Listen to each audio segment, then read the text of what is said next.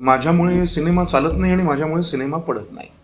Social media आपल्याकडे ज्या वेगाने पुढे आला तितकं आपण तो कसा वापरायचा याचं शिक्षण आपलं झालं नव्हतं. मी काहीतरी आमची पिढी सॉलिड होती आणि नवीन पिढीला तुझ्यामुळे ती तशी झाली आहे. त्यांच्या आयुष्यात मिठाचा खडा तू मिसळलायस. आता ते खारट आहेत म्हणून चिडचिड नाही करायची. अलीकडे आपण समोरच्याचं समजून घ्यायला ऐकत नाही, आपण त्याला उत्तर द्यायला ऐकतो. मला वाटतं ते निर्भीडपणे मत व्यक्त करणं हे जसं माझं अभिव्यक्ती स्वातंत्र्य आहे तसंच माझं मत व्यक्त न करणं हे सुद्धा माझं स्वातंत्र्यच आहे. वाटेल त्या लायकी नसलेल्या माणसांनी सुद्धा तुमच्यावरती ट्रोलिंग करायचं आणि ते सहन करून सुद्धा आपलं ठामपणे मत मांडत राहायचं, हे करणाऱ्या माणसांविषयी मला आदरच आहे. 30-35 वर्षाची आज जी काम करताना संतापलेली पिढी आहे त्यांचं अस्थिर आयुष्य आपण त्यांना दिलंय.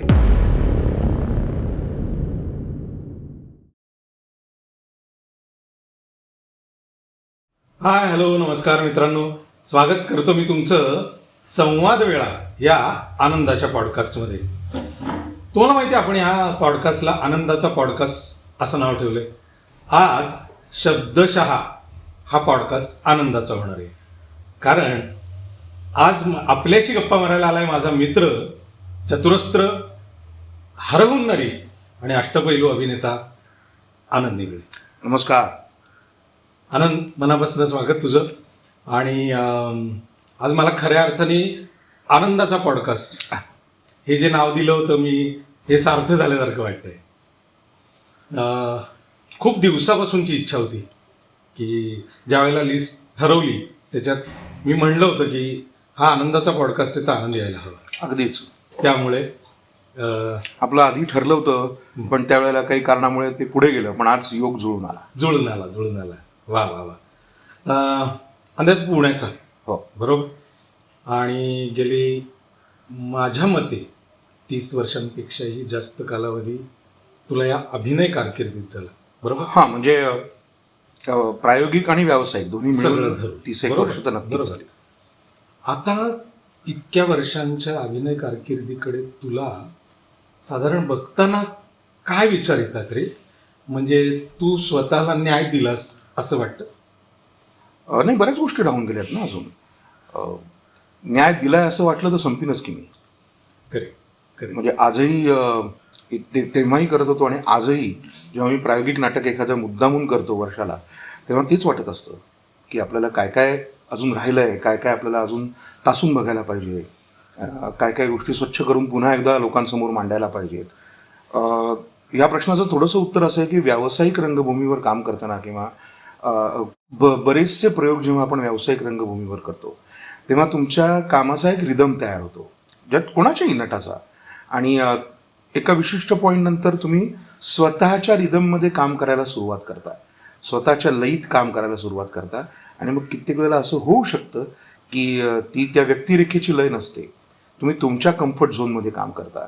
मग ते तोडण्यासाठी तुम्हाला पुन्हा एकदा प्रायोगिक रंगभूमीवर येऊन स्वतःला पुन्हा एकदा स्वच्छ करून आपला कम्फर्ट झोन सोडून थोडंसं वेगळं काम करण्याची गरज असते, ज्यामुळे मग तुम्हाला पुन्हा एकदा फ्रेश काम मांडता येतं. सो तू म्हणालास तसं की आता ह्या सगळ्याकडे बघताना फुलफिलमेंट तर डेफिनेटली नाही, कारण ती झाली तर मग काय, मग प्रवासच थांबला. पण रोज काहीतरी नव्याने विचार करण्याची संधी मात्र नक्की हा व्यवसाय तुम्हाला देतो. वा वा वा वा.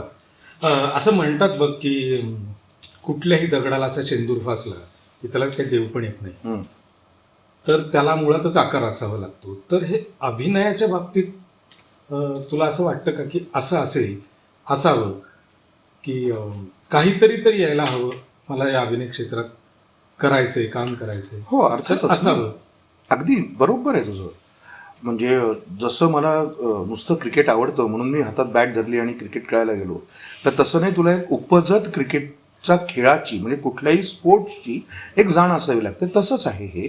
म्हणजे NSD म्हणा किंवा आपल्या पुणे युनिव्हर्सिटी म्हणा, इथे ज्या नाट्य विषयक शिकवणाऱ्या ज्या संस्था आहेत किंवा ज्या हे आहेत, मुंबई युनिव्हर्सिटी आहे, म्हणजे काही त्या चुकीच्या आहेत का? तर मुळीच नाही. त्यांनी तुमच्या असलेल्या अंगभूत गुणांना माझ्या मते डिसिप्लिन येतं. म्हणजे का गरजेचे आहेत नाट्यशास्त्राच्या सगळ्या शिक्षण संस्था, की त्यांनी तुमच्या अंगभूत गुणांना एक शिस्त येते. पण मुळात तुला अंगभूत काही गुण असावेच लागतात, असं माझं अगदी मनापासून मत आहे, की तर तुला त्याच्यावरती जरा मूळचाची खरा तो असावाच लागतो. तर ते असेल तर अगदीच मला काहीच येत नाही पण मग ॲक्टिंग स्कूलमध्ये गेलो आणि मग मला एकदमच ॲक्टिंग यायला लागली, असं नाही. असं नाही होत. तुम्हाला मुळात त्याचा एक बाजू, आता हे प्रत्येक कलेच्या बाबतीत आहे. तुम्हाला चित्रकार आतमधनं तुम्हाला रेषा कळावे लागतात, आतमधनं तुला रंग कळावे लागतात, तर ते त्याच्यानंतरच त्याची ती गंमत आहे आणि त्याच्यानंतरच ते येणं आहे. म्हणून बघ ना, नाट्यशास्त्रांच्या कुठल्याही अशा कोर्सला न जाता सुद्धा पूर्वी अनेक नट उत्तम नट होऊन गेले. बरोबर, त्यांनी काही कुठलं असं शिक्षण घेतलं नव्हतं, पण ते आतमधनं होतं. सो आतमधनं तुला पहिल्यांदा तुझ्यात कला ती असावीच लागते. अच्छा, मग आता हे मला माझ्याकडे ती आहे हे सांगणारं कोणीतरी लागतं का? अर्थातच ना, हे सांगणारच लागतं. बेसिकली आपल्याकडे अनेक अशा नटांचा किंवा यांचा फौज आहे की जे उत्तम काम आत्तापर्यंत करत आलेले आहे. आणि त्यांना वेळोवेळी कुणी ना कुणीतरी दिग्दर्शक म्हणा, त्यावेळचं मग शाळेतला शिक्षक असतील, मी तू शाळेत काम करायला सुरुवात केलीस आणि कोणीतरी सांगितलं अरे तू चांगलं करतोयस, चांगलं वाचतोयस, तर थोडंसं कर.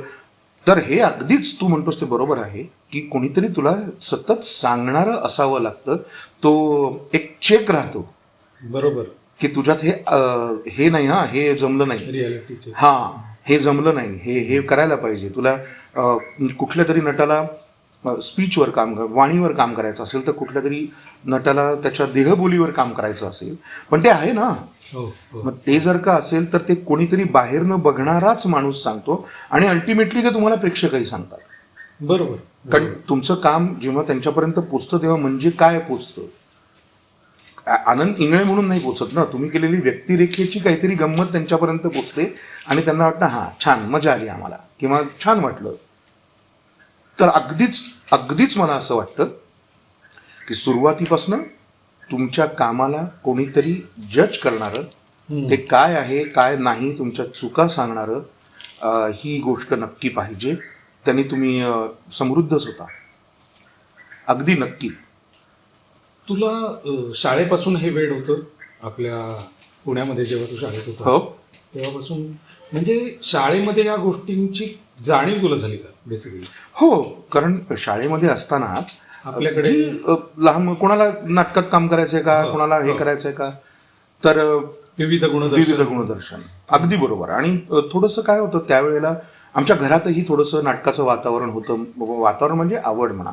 माझे वडील फर्ग्युसन कॉलेजमध्ये ड्रामा सेक्रेटरी होते, तेव्हा त्यांनी काहीतरी नाटकं केलेली, किंवा माझे आजोबा हे गायक होते. सो एक थोडंसं कलेच्या संदर्भातलं आवडीचं वातावरण होतं. आम्हाला लहानपणीसुद्धा नाटकाला घेऊन जाणे, आई बाबा समोर बालगंधर्व रंगमंदिरच्या तिथे राहायचो मी, तर तिथे समोर नाटकाला एखाद्या वेळेला घेऊन जाणे, चांगलं नाटक असेल तर. किंवा मग तेव्हा गीतरामायणाचे कार्यक्रम व्हायचे बाबूजींचे आणि कोणा, तेव्हा ते ऐकायला घेऊन जाणे. किंवा संगीत महोत्सव व्हायचा नुमवीमध्ये, तर तेव्हा मग तर अशा चांगल्या लोकांच्या ह्याच्यामध्ये बाबांनी आणि काहीतरी इकडे जा, मग ती आवड लागली. मग सवाई गंधर्वची त्यामुळे कदाचित अशी शक्यता आहे की लहानपणी सकाळ नाट्यवाचन स्पर्धा होती आणि त्याच्यामध्ये सीमेवरून परत जा नावाच्या नाटकाचं अभिवाचन करायचं होतं. आमच्या शाळेतल्या ग्रुपने केलं होतं आणि तेव्हा त्याच्यात मला काहीतरी त्यांनी वाचायला सांगितलं. मला वाटतं पौरस होतं का सिकंदर होतं, मला ते आठवत नाही. आणि मग ते वाचताना मला आठवत होतं की मजा येते. तेवढी एकच गोष्ट म्हणजे खरं तर काल काय आपण जेवलो ते सुद्धा आठवत नाही. अनेक लोकांना मी दुसरीत असताना काय केलं होतं वगैरे आठवतं, तेव्हा मला फार त्यांची गंमत वाटते की एवढं कसं काय आठवतं. खरंच आहे. हो, म्हणजे तुम्हाला एवढं सगळं कसं काय, एवढं लहानपणीचं काय आठवणार आहे. आठवतं काय की मला मजा आली होती, दॅट्स इट. आजूबाजूचं काय तुम्हाला नाही आठवत ना. म्हणजे मी दुसरी ओमध्ये आणि आता हे अनेक वेळेला हा प्रश्न विचारल्यामुळे कधीतरी ना त्याच्यावरचा विचार झाल्यानंतरच आहे. मला पहिल्यांदा जेव्हा कोणीतरी हा प्रश्न विचारला होता तेव्हा मला आठवतच नव्हतं की हे काय, कधी आपल्याला आवड निर्माण झाली, कधीतरी झाली असणार ना. कधीतरी. सो तो माझा मुद्दा आहे. आनंद इंगळे डोळ्यासमोर जर आणायचे म्हणले तर आनंद इंगळेंची असंख्य नाटकं दिसतात. म्हणजे अगदी लग्नबंबाळ, माकडाच्या हाती शॅम्पेन, एक अफेअर डील नावाचं एक खूप सुंदर नाटक केलं होतं की जे आत्ताच्या विवेक बेळेचं. विवेक बेळेचं नाटक, किंवा खरं खरं सांग, की जिथे व्यक्ती आणि वल्ली सारखं एक मोठं नाटक, खूप सुंदर नाटक. जसं आता एक अतिशय माझ्या मते आगळं वेगळं नाटक तू करतोयस ते ये जो पब्लिक आहे. त्याच्यात मध्ये एक सांगायची गोष्ट राहून गेली ती, अजून एक नाटक मला वाटतं डॉक्टर श्वेता पेंडसेन बरोबर तुझे नकळत सारे घडले. फार सुंदर. म्हणजे त्याच्यात ह्या सगळ्या शेड्सचा विचार केला तर आनंद इंगळे फक्त विनोदी अभिनेता दिसतच नाही अजिबात. खूप शेड्स दिसतात, खूप वेगवेगळ्या पद्धतीच्या भूमिका आनंदने केलेल्या दिसतात. जो शिक्का लागायचा भीती होती की विनोदी अभिनेता म्हणजे आनंद इंगळे, तसं अजिबात झालं नाही. म्हणून मी तुला अष्टपैलू अभिनेता का म्हणालो, कारण मला दिसलं की नाटकामध्ये तू खूप छान रमलेला दिसतोस, तू स्वतःला खूप छान एक्सप्लोर केलंयस किंवा स्वतःला चॅलेंजेस घेतली आहेत खूप छान. कम्पॅरेटिव्हली सिनेमामध्ये, मराठी सिनेमामध्ये आनंद कमी दिसला. तर याचं काय म्हणजे काय मला घेतलं नाही लोकांनी, दुसरं काय. अरे असं कसं? अरे खरं आहे, म्हणजे ह्याच्यात काय लपवायचं आहे. एक विशिष्ट काळ होता जेव्हा मी तरुण होतो, तेव्हा मला मराठी चित्रपटांमध्ये माझा काही चेहरा हिरोचा दिसणारा नाही. आणि मला त्याही वेळेला मी नाटक करत होतो आणि त्यावेळेला मला हिरोच्या मित्राची भूमिका करायची नाही असं एक स्टँडर्ड उत्तर सगळ्यांचं असतं. तसंच होतं. मला मिळाल्या पण नाहीत फार काही, पण जेवढ्या मिळाल्या होत्या त्याला मी 2-3 वेळा नकार दिला होता, हेही तितकंच खरं आहे. माझं चित्रपटांमधल्या कामांचं थोडंसं वयाच्या 40 नंतर सुरू झालं, थोडंसं उशिरा सुरू झालं, जेव्हा माझ्या वयाचे रोल येऊ लागले. मग तेव्हा मी ते रोल अर्थातच केले. पण हे अगदीच खरं आहे की त्या एका विशिष्ट वेळेला, म्हणजे आपण असं म्हणूया की 25 ते 35 किंवा हे ते, तेव्हा डेफिनेटली माझा काही चेहरा हिरोचा नाही. म्हणजे आम्ही नेहमी असं म्हणतो की आता माझी अशी परिस्थिती आहे सिनेमांमध्ये, सिनेमाच्या बाबतीत विचार करायचा झाला तर, की माझ्यामुळे सिनेमा चालत नाही आणि माझ्यामुळे सिनेमा पडत नाही. चालला तर हिरोचा चालतो, पडला तरी हिरोचाच पडतो. आम्ही आमचं काम नीट केलं तर आमची कामं वाढत राहतात. अशा त्या एका विशिष्ट 45 नंतरच्या एका, आज माझं 53 वय आहे, त्यामुळे गेल्या 8-10 वर्षामध्ये मी बरेच सिनेमे केले, वेगवेगळ्या पद्धतीचे केले, अजूनही आता वेगवेगळे होत आहेत, करतो आहे. तर हे खरं आहे की त्यावेळेला सिनेमे फार केले नाहीत. त्यावेळेला एकतर काय होतं, व्यवसाय म्हणून हे स्वीकारल्यानंतर मला मालिका करणं अत्यंत गरजेचं. आणि आजही मला असं वाटतं की दूरदर्शन मालिका हे अतिशय महत्त्वाचं आणि प्रभावी माध्यम आहे. नटाला ज्याला इथे काम करायचं आहे पूर्ण वेळ, त्यांनी जेव्हा हे स्वीकारलं आहे तेव्हा एक पैशाची आवक म्हणून किंवा काहीतरी एक व्यवस्थित इन्कम असायला हवं. म्हणून तुमच्याकडे तुम्ही जर नीट काम करत असाल तर मालिका, दूरदर्शन मालिका हे अत्यंत प्रभावी माध्यम आहे तुम्हाला जगवण्यासाठी. मला जे अनेक लोक, आता मी बऱ्याच वर्षात खरंच मालिका करू नाही शकलो, कारण नाटक आणि चित्रपट चालले होते म्हणून. आणि मग मालिकेला तुम्ही वेळ दिलात की तुम्हाला त्याची कमिटमेंट पूर्ण पाळावीच लागते आणि ती पाळायला हवी. म्हणजे मालिका पण करतो आणि मग नाटक आलं की नाटक पण करूया, मग त्याच्यानंतर सिनेमाला की सिनेमा करूया, असं नाही होत. कारण तुम्हाला एका विशिष्ट ठिकाणी एका माध्यमाला द्यायचा वेळ असतो, तो द्यावाच लागतो. पण म्हणून त्यामुळे ह्या सगळ्यामध्ये मी नाटकांमध्ये जास्त रमलो. नाटकात मी रमलो कारण मला नाटक या तीनही माध्यमांपैकी माध्यम म्हणून मला नाटक आवडतं, प्रश्नच येत नाही. आणि मगाशी तो जो मुद्दा म्हणलास बोलता बोलता की हा शिक्का तुझ्यावर बसला नाही किंवा ते हे, तर मला तर खूपच विचित्र वाटतं. दरवेळेला मी म्हणतो की म्हणजे काय, विनोदी अभिनेता हा शिक्का बसणं हे केवढं ग्रेट आहे. मला या देशातला, या जगातला सगळ्यात मोठा ॲक्टर कोण आहे आत्तापर्यंत झालेला, असं तुझं मत आहे? की हा जगाचा हिरो होता, त्यांनी जगभर काहीतरी काम केलं, असं कोण आहे? ह्या माणसाचं नाव चार्ली चॅपलिन. चार्ली चॅपलिन ह्या माणसाला तुम्ही विनोदी अभिनेता असं धरणार का? बरोबर. नाही ना. बरोबर. या देशाला, या संपूर्ण जगाला सगळ्यात जास्त हसवणारा, लहान मुलांपासून हसवणं ही काय मोठी गोष्ट आहे. आत्ताच्या जगात लोकांना आपण दुःख देण्यापेक्षा हसवतो, तर ही किती जास्त मोठी गोष्ट आहे. आणि जी खूप तर अवघड आहे. ती अत्यंत अवघड आहे. तर मग वॉल्ट डिझनी नावाच्या माणसाने अशी एक नगरी तयार केली, असं एक जग तयार केलं ज्याच्यामध्ये रोज ह्या काय म्हणतात, जगातली एक 100 कोटी लहान मुलं हसतात रोज सकाळी. हो. तर मग मी आता तू म्हणलास तसं की तो शिक्का बसला तर म्हणजे सिरियस काम केलं की अष्टपैलू आणि विनोदी काम केलं की अष्टपैलू नाही. हे काय गणित आहे मला कळलेलं नाही अजून.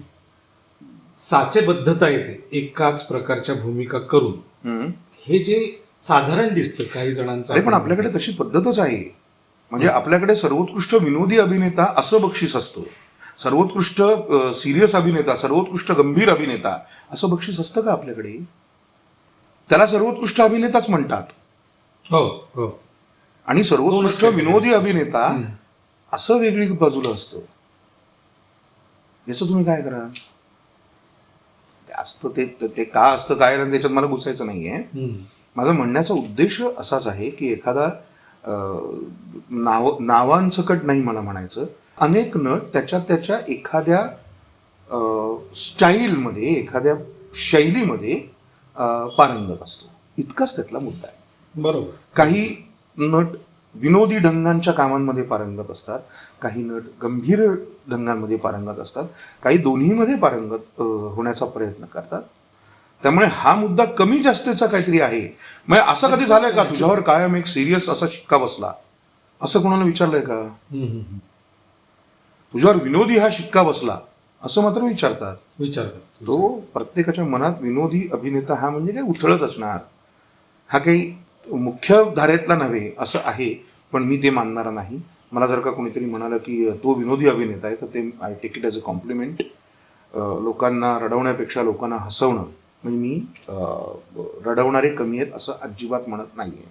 कारण अलीकडे काय आहे, तुम्ही एक काहीतरी बोललात की त्याचा भलताच अर्थ करता. तर तसं माझं म्हणणं नाही आहे. ज्या लोकांना विचार करणं आणि मी काय म्हणतोय ते समजून घेणं शक्य आहे, त्यांना हे समजेल की माझं एवढंच म्हणणं आहे, कोणी वर खाली किंवा हे असं नाही आहे. प्रत्येकाच्या शैलीची मजा आहे. मी जसं मगाशी तुला म्हणालो की आपण पुण्यात असतो, आपण पुण्यातून मुंबईला जाऊनच करिअर करावं लागतं. ही जी काही काय म्हणता येईल traditional way of doing it, की या क्षेत्रात आपल्याला जायचं म्हटल्यावर मुंबईलाच जावं लागणार किंवा मुंबईला जाऊन.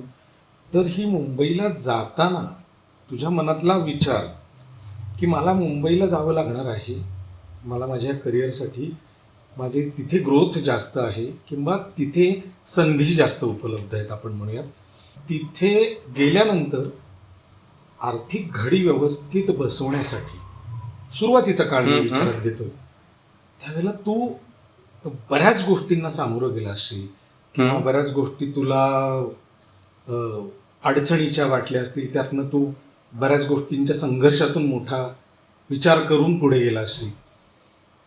तर मी तुला स्ट्रगल हा शब्द मुद्दाम नाही वापरणार, कारण माझ्या माहितीप्रमाणे तुला स्ट्रगल हा शब्द आवडत नाही. मी त्याला असं म्हणेन की त्या काळात केलेले तू कष्ट आहेत, अत्यंत प्रामाणिक कष्ट आहेत.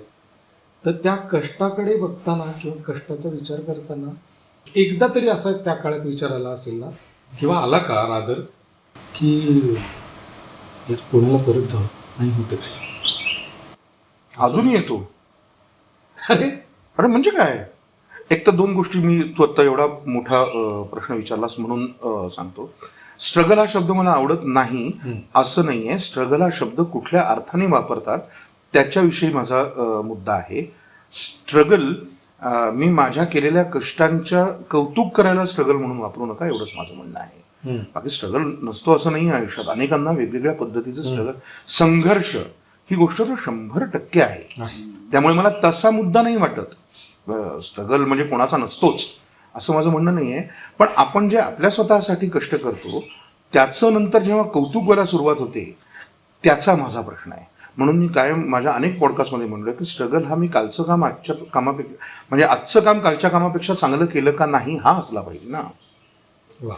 मी वडापाव खाऊन स्टेशनवर जगलो आणि मी मुसळधार पावसात चालत गेलो वगैरे हा काय स्ट्रगल आहे का? 1000 लोक करतात हे. आणि कोणासाठी केलंस? हे माझा सगळ्यात महत्त्वाचा मुद्दा नेहमी असा असतो की कोणासाठी केलंस? स्वतःसाठी केलंस ना, त्याचं कौतुक काय करताय? लोकांकडनं त्याचं कौतुक काय? आणि पुन्हा तू यशस्वी झाल्यानंतर तुला हे सगळं आठवतं, म्हणजे सांगायला बरं वाटतं. असे खूप लोक आहेत की जे हे रोज करतात आणि ते यशस्वी नाही आहेत. तर तू काय म्हणणार त्यांचं? म्हणजे मुंबईमध्ये रोज 1 लाख लोक वडापाव खाऊन जगताय, तुझं काय कौतुक आहे? तर तू ते सगळ्यानंतर तालमीला आल्यानंतर जे करतो आहेस ते चांगलं आहे का नाही हे बघणं आहे ना. प्रत्येकजण आपापल्या क्षेत्रामध्ये तो जे काम करतो आहे त्या कामामध्ये मी चांगलं काम करतोय का नाही हा स्ट्रगल असला पाहिजे ना कालच्यापेक्षा आजचा. त्यामुळे माझं, आणि हे माझं फार वैयक्तिक मत आहे, जे करतात आणि ज्यांना त्याची आवड आहे त्यांना ते लखलाभ, माझा त्याच्याशी काहीही संबंध नाही. पण मला स्वतःला मी हे कष्ट केले आणि मग असं त्या काळात मी ऋणी कोणाचं आहे ते मी नक्की सांगेन की ज्यांच्यामुळे मला असं वाटलं की इथे थांबावं, काम करावं. विनय आपट्यांसारखे माझे गुरुमित्र असतील किंवा श्रीरंग गोडबोले असतील, त्यावेळेला प्रतिमा कुलकर्णी होती. आणि आजही माझे मुंबईमध्ये राहण्याची माझी सपोर्ट सिस्टीम म्हणू, माझी लाईफ लाईन असं म्हणू, ते म्हणजे मोने कुटुंबीय, संजय मोने, सुकन्या, मंजूताई. हे जे घर आहे, मी 25 वर्षापूर्वी जेव्हा मुंबईमध्ये गेलो तेव्हापासनं आजपर्यंत घरातल्यासारखं मी तिथे राहतो आजही. म्हणजे आज मला सुदैवाने मुंबईमध्ये कुठेही भाड्याने घर घेऊन, मला मुंबईत घर नक्की घ्यायचं नव्हतं कारण राधिकाची, माझ्या बायकोची नोकरी इथे होती, मुलाचं हे होतं, घर इथे होतं, तो मी येऊन जाऊन करीन असा निर्णय तेव्हा घेतला होता. आणि आता ह्याला स्ट्रगल म्हणणार का? की मी खूप वेळेला, म्हणजे मी असं अनेक वेळेला झालो आहे की मी पुण्याला मुंबईच्या बसमध्ये बसून आलो आणि मला तेव्हा पेजर असायचे आणि पेजरवर आला की उद्या सकाळी ऑडिशन आहे तर निघ, आणि मी अक्षरशः 2 तासाचं जेवण करून परत मुंबईला निघालो वगैरे. तर हे मी केलं आहे, पण ह्याला काय स्ट्रगल म्हणू? कोणासाठी केलं? माझ्यासाठी केलं ना, करायलाच पाहिजे. त्याची काय कौतुकं करून घ्यायची? राईट. म्हणजे आणि मुद्दा असा होता, खरंच आहे की मी जेव्हा कामाला सुरुवात केली तेव्हा मुंबई हे केंद्रस्थानी होतं. तिथे सगळ्यात जास्त कामांची उपलब्धता होती, त्यामुळे मला तिथे जाऊन काम करणं हे गरजेचं होतं. आता तिथे गेल्यानंतर काय हे झालं का ते झालं का, तर 2 गोष्टी जशा सगळ्यांच्या बाबतीत घडतात. कधीतरी काय म्हणूया त्याला आपण, काम मिळालं, कधीतरी कामासाठी थांबावं लागलं, पण हा व्यवसायाचा भाग आहे, ते ठीकच आहे ना. ते सगळं करत असताना मी काम काय करत होतो हे महत्त्वाचं आहे. ह्या बाकीच्या सगळ्या गोष्टी अतिशय ज्यांना स्वतःचं कौतुक करून घ्यायला आवडतं त्यांच्यासाठी लखलाभ. मी काय कष्ट केले असतील ते कष्ट केले, ते माझ्यासाठी केले, त्याच्यासाठी त्याचं कौतुक करून घ्यायचं कारण नाही. मग सुदैवाने ज्या लोकांबरोबर काम करायची संधी मिळाली ते फार माझ्या आयुष्यात महत्त्वाचं आहे. मला विजय किंकऱ्यांबरोबर काम करायला मिळालं, मला विनय आपट्यांबरोबर काम करायला मिळालं, मला चंद्रकांत कुलकर्णींबरोबर काम करायला मिळालं, मला राजेश देशपांडे बरोबर काम करायला मिळालं, बरोबर, मला प्रतिमा कुलकर्णी बरोबर काम करायला मिळालं. स्वतःला खूप भाग्यवान, अतिशय भाग्यवान. कारण ही सगळी मंडळी मोठी नावं, आणि ह्या सगळ्यांबरोबर मी एकदा नाही तर 2-2, 3-3 वेळेला कामं केली, ज्यामध्ये मला अगदी मनापासून असं वाटतं की या प्रत्येकाकडनं जे काही शिकलो त्याचा वापर आपल्याला करता आला का? प्रतिमा कुलकर्णींनी काय शिकवलं, श्रीरंग गोडबोलेंनी काय शिकवलं, विजय केंकरेंनी काय शिकवलं, चंद्रकांत कुलकर्णींनी काय शिकवलं, किंवा अशा विनय आपटेंनी काय शिकवलं. त्याचबरोबर त्यावेळेला निर्माते असलेले, म्हणजे मुंबईमध्ये तेव्हा फक्त इतकं मोठ्या प्रमाणावर टेलिव्हिजन आलं नव्हतं, बरोबर, नाटक, दूरदर्शन होतं आणि नाटक होतं.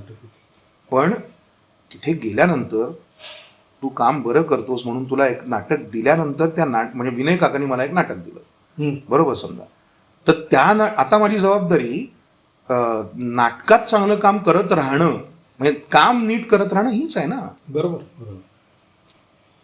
म्हणजे ते म्हणतात तसं आहे ना की पाण्यापर्यंत घोड्याला नेते, पाणी तर घोड्यालाच प्यावं लागेल. बरोबर. जसे तू काही लोकांची आता नावं घेतली समजा की मुंबईला गेल्यानंतर या लोकांच्या शिवाय ह्या लोकांचा विचार केल्याशिवाय माझी पूर्तता होऊ शकत नाही आयुष्याची. तर त्याच्यात असंख्य अनुभव तुला असतीलच आणि ते सगळ्यांनाच येतात, तू म्हणालास तसं. पण त्याच्यातनं तुला मित्र या शब्दाची खरी प्रचिती काही जणांकडे बघून किंवा काही जणांनी खऱ्या अर्थानं तुझ्या आयुष्यात निर्माण केली असेल, तर तुझ्या दृष्टीने मित्र कोणाला म्हणशील तू? अरे खूप आहेत की, असं काय म्हणजे नुसतं ह्या मित्र क्षेत्रात म्हणजे नाही. व्यक्तीचं म्हणत नाही मी, मित्र या शब्दाची व्याख्या म्हणतोय. अरे बापरे, मी कोण करणार मित्र आहे? कारण तुझ्या इतक्या दृष्टीने. लोकांनी केलेली आहे आणि ती नाही आहे. नाही, मान्य आहे ते. ज्याला आय थिंक माझ्यासाठी मित्र इज ज्याच्याशी मला फार बोलावं लागत नाही. माझ्या मनात काय चाललंय Nice. त्याच्या ते त्याला कळतं की अरे आनंदचा काही प्रॉब्लेम आहे का किंवा हे आहे का. एक सहज फोन आला तरी ज्याच्याशी बोलल्यानंतर बरं वाटतं, दॅट इज मित्र. मग मित्र म्हणजे स्त्री असली पाहिजे किंवा पुरुष असला पाहिजे असं काही माझं म्हणणं नाही. फ्रेंडशिप असं आपण म्हणूया, मैत्री. मित्रपेक्षाही मैत्री म्हणजे काय, तर मला असं वाटतं की ज्यांच्याशी खूप कमी संवादात सुद्धा जे चाललंय ते समजतं, ये हृदयचे. ह्या हृदयचे त्या हृदयी. म्हणून मी म्हणणार की अनेकांचा ऋणी मी आहे. तसा मोने कुटुंब आहे, संजय आहे, स्मिता तळवळकर, त्यांनी मला भरपूर काम दिलं त्यावेळेला. हो. आणि म्हणजे अवंतिका बसव तिच्या अनेक सिरियलमध्ये, सिनेमांमध्ये काम करायला मिळालं. ही नावं मी विसरू नाही शकत ना. शुभांगी दामले अतिशय महत्त्वाचं नाव माझ्यासाठी. वा. कारण इथे काम करत असताना शुभांगी म्हणजे कुठे म्हणूया आपण, म्हणजे मैत्रीचं जे म्हणतोय ना मी, त्याचंच हे सुरुवात गणित किंवा काहीतरी आहे. ह्या सगळ्यांशी मैत्र वाढलं ते कशामुळे वाढलं, तर ह्या सगळ्या कारणांमुळे वाढलं. बरोबर. की ज्यांनी काम ओळखून, मग शुभांगी मावशी, किती लहान होतो आम्ही, 20 वर्षाचे जण असू, पण आमच्यावर विश्वास ठेवून नको रे बाबा असेल, श्रीरंग गोडबोलेंनी बसवलं, ग्रिप्स थिएटर ॲक्टिव्हिटी असेल, तेव्हा मोहन आगाशे होते. ह्या सगळ्यांचाच एक मोठा थिएटर अकॅडमी, ह्या सगळ्यांचाच एक मोठा पगडा माझ्यावर आहे. त्या सगळ्यांचं ऋण आहे माझ्यावर. आणि ज्यांच्या ऋणात राहायला मला आवडणार आहे, जे फेडायचं नाही आहे. ही सगळी फार महत्वाची नाव आहेत. तू आनंद, बोलताना मगाशी वारंवार काही लोकांची नावं घेतलीस, काही माध्यमांचा विचार जेव्हा केलास त्यावेळेला तुला नाटकानं खूप समृद्ध केलं. हो. की नाटक या माध्यमानं तुला सगळीच माध्यमं काय म्हणूयात आपण आवडतात, प्रिय आहेत, कारण त्या माध्यमाची किती वैशिष्ट्ये आहेत, बलस्थान आहेत. पण तरीसुद्धा तुला खऱ्या अर्थानं आवडणारं जे माध्यम आहे ते नाटक आहे, बरोबर आहे? मला अभिनय आवडतो.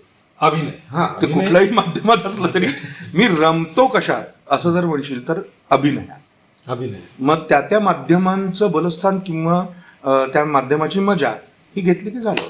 पण नाटकाचं तू विचारत होतास तसं, तर मला हा एक मुद्दा महत्त्वाचा वाटतो की त्याच्यातला जिवंतपणा आणि रसरशीतपणा, की जो तुझ्या वागण्यातला स्थायी भाव आहे.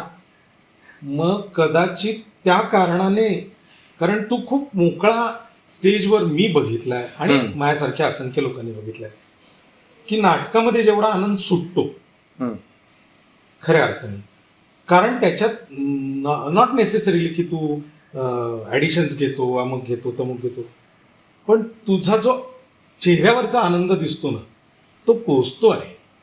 आणि मग मला असं वाटतं की हा स्वच्छंदी आनंदी आनंद हा नाटकात बघायला सगळ्यांना आवडतो.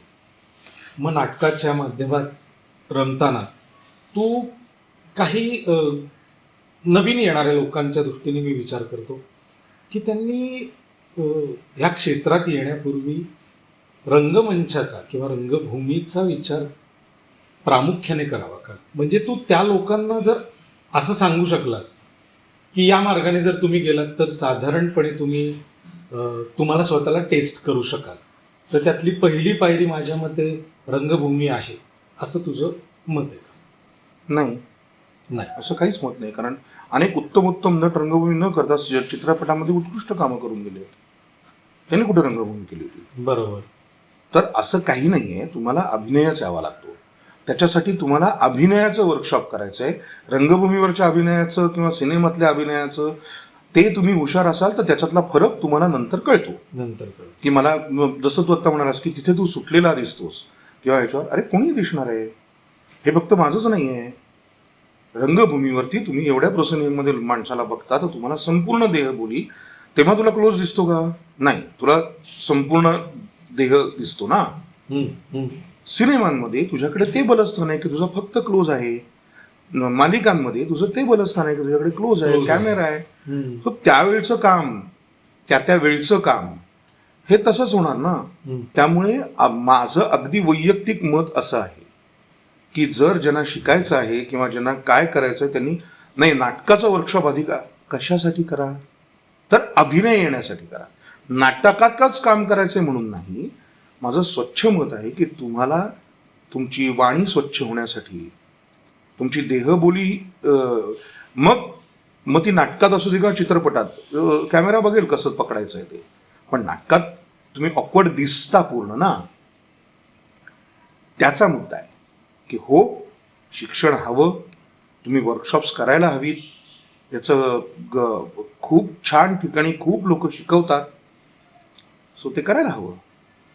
मला असं वैयक्तिक हे नाटकात काम केलं की जमतं फिक्स काही मार्ग असं नाही, असं मला अजिबात वाटत नाही. याचं कारण जसं मी आत्ता म्हणालो तसं की नाटकात अजिबात काम न करता सुद्धा उत्कृष्ट कामं करून दाखवलेले चित्रपटांमधले, मालिकांमधले अभिनेते आपण पाहतो.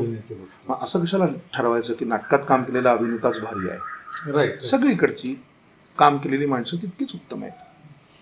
आता मी खूप जास्त काय म्हणतात जजमेंटल होत नाही अरे कुठल्याच बाबतीत. मला ते विचारांनी मोकळं असणं जास्त आवडतं.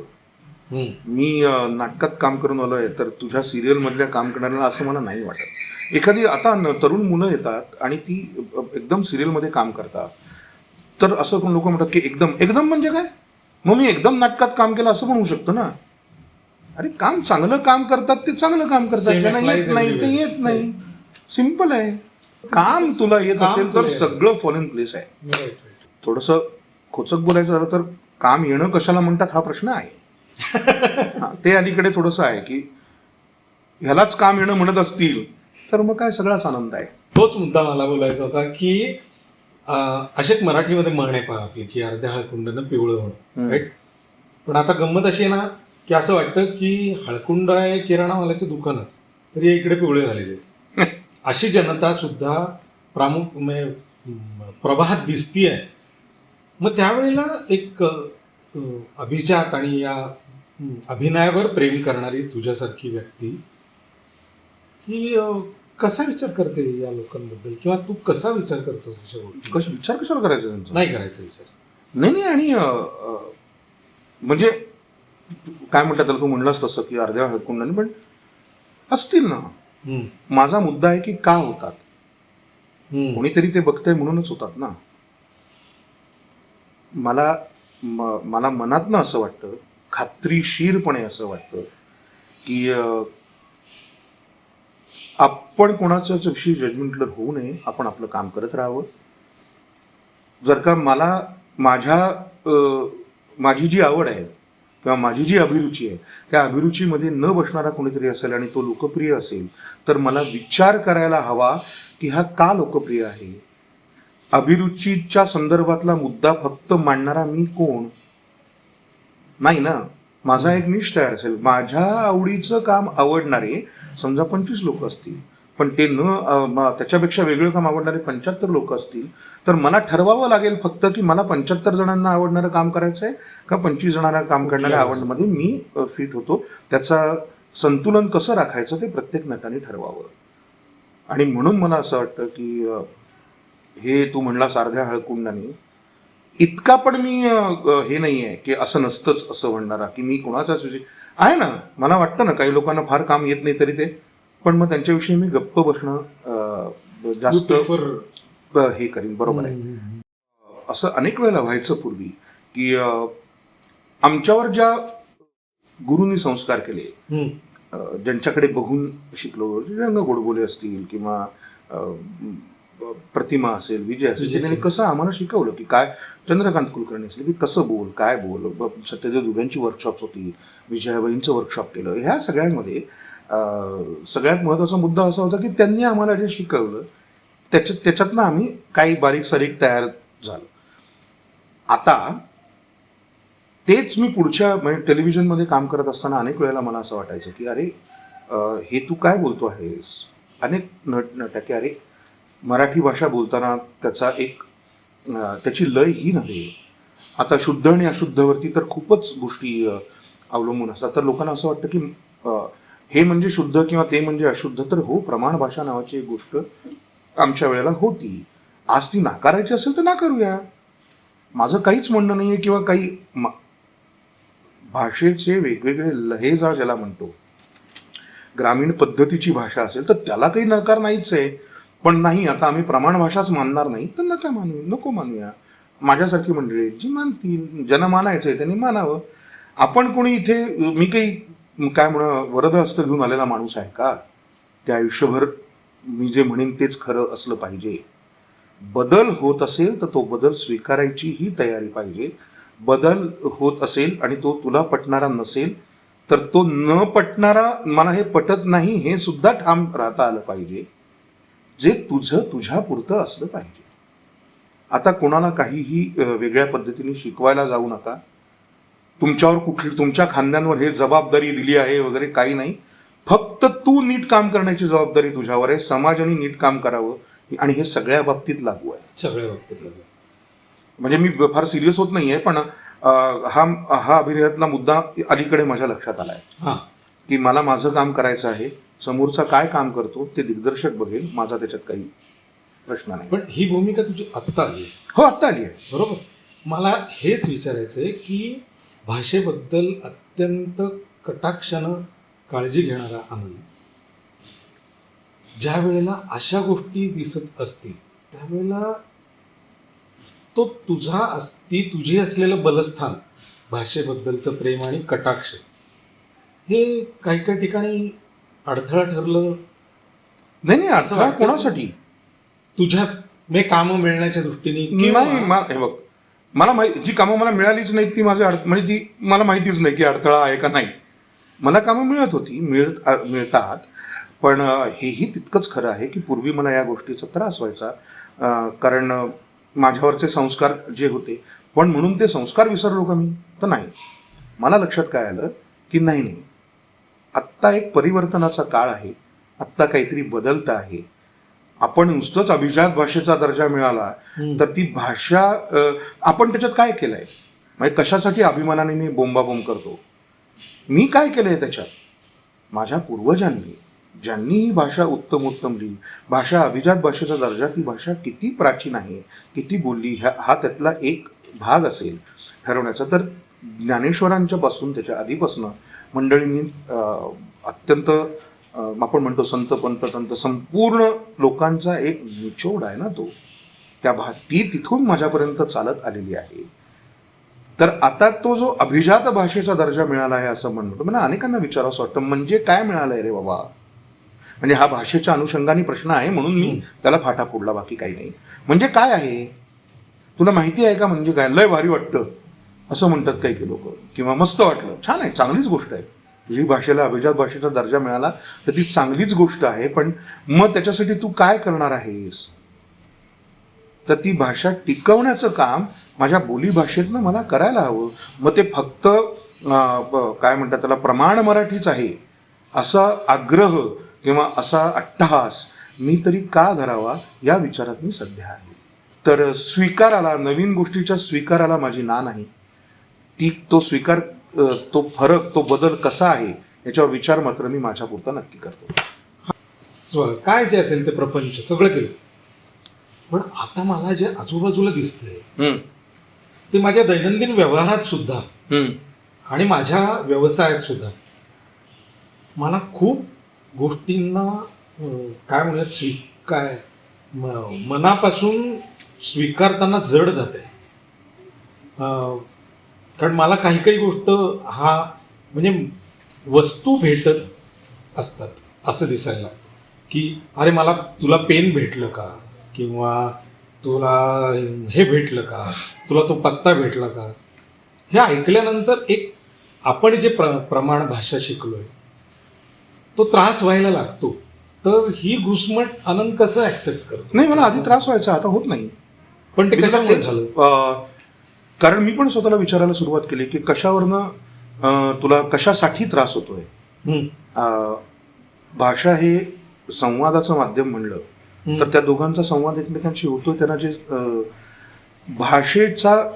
प्रमाण भाषेचा मुद्दा हा सौंदर्यासाठी, भाषा सौंदर्यासाठी जर उपयुक्त असेल तर ती चांगलीच गोष्ट आहे. परंतु संवाद, कम्युनिकेशन याच्यासाठी दोन माणसं वेगवेगळ्या पद्धतीचं काहीतरी बोलत असतील.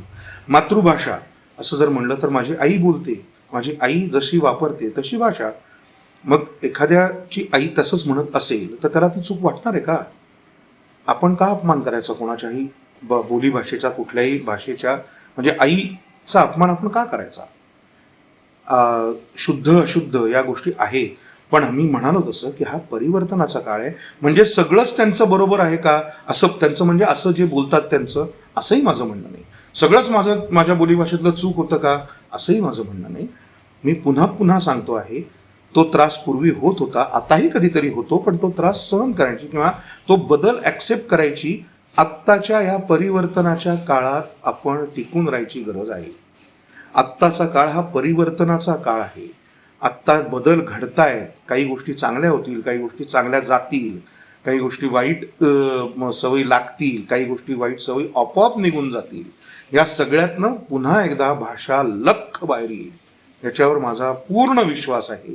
मग ती बदललेली असली तरी हरकत नाही, ती थोडीशी वेगळी असली तरी हरकत नाही. आज ज्ञानेश्वरांच्या वेळेला जे मराठी बोलायचो, त्यानंतरच्या काळात जे मराठी बोललं गेलं, त्याच्यानंतरच्या पुढच्या काळात जे मराठी बोललं गेलं, तेच मराठी मी बोलतोय का? म्हणजे मी बदल झाला ना, बरोबर. तो बदल चांगलाच झाला आणि आताचा होणारा वाईट आहे असं आपण का धरायचं?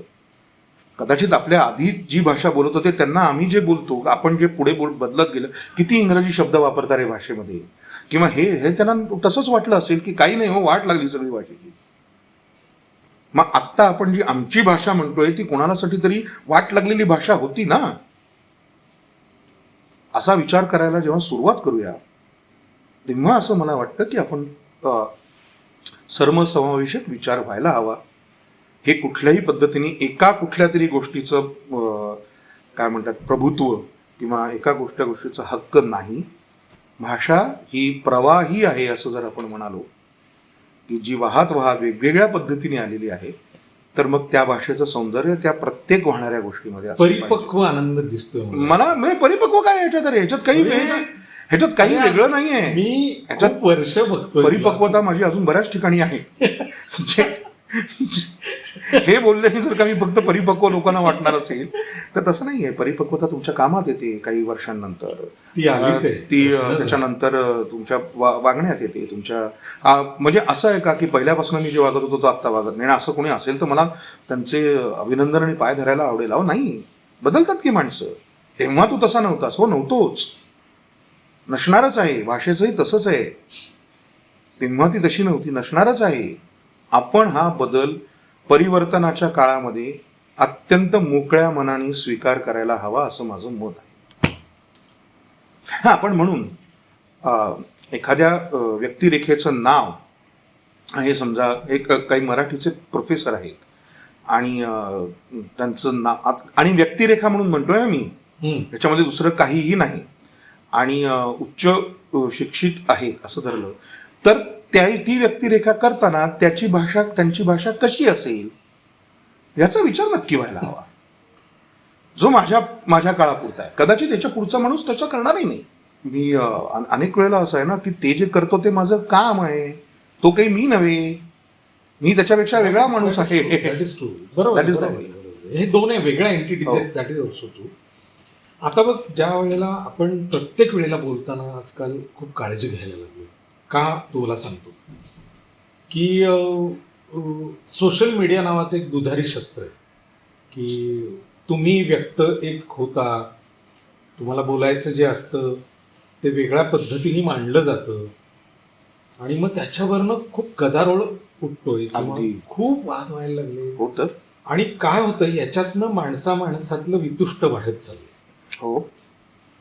ह्या सगळ्या प्रोसेसमध्ये सोशल मीडिया हा खरं तर खूप प्रभावी माध्यम आहे, पण ते वेगळ्या दिशेला जातंय.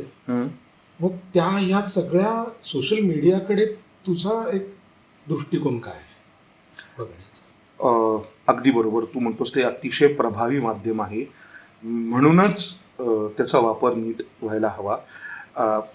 आपल्याकडे म्हणजे मी एक थोडंसं मोठं उदाहरण देतो. कदाचित सोशल मीडिया आपल्याकडे ज्या वेगाने पुढे आला तितकं आपण तो कसा वापरायचा याचं शिक्षण आपलं झालं नव्हतं असं मला वाटतं.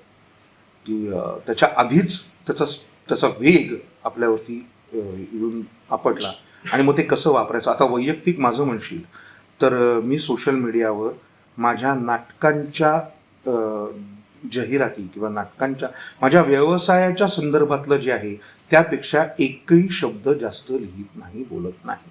माझे वैयक्तिक कुठलेही फोटो तुला मी आज इथे असं किंवा अगदी अगदी म्हणजे माझं काम जे बघतात तर दादा एक टाकूया तुमचं फॉलोअर्स आणि हे ते वगैरे, तर माझा काही त्याच्याविषयी फार विश्वास नाही.